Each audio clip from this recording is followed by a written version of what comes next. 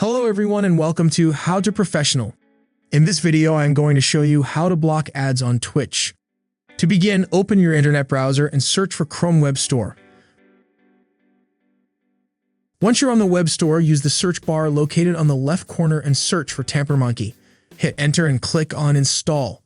A pop-up window will appear, and then click on Add Extension on the lower left side.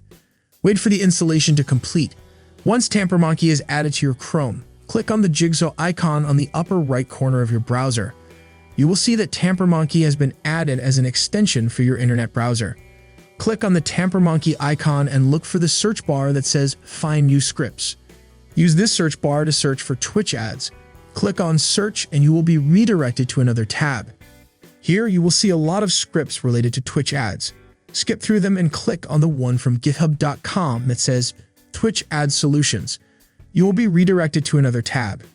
In this tab, click on User Script located in the Scripts section, then click on Install. That's all.